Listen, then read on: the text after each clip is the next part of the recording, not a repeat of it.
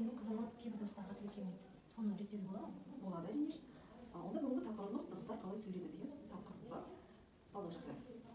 Мектеп алды даярлық тобында балалар, 5-6 жастағы балалар әріптерді екіге бөлініп беру керек. Айдай әріптер қаншаға бөлінеді? Екіге. Қандай болып бөлінеді?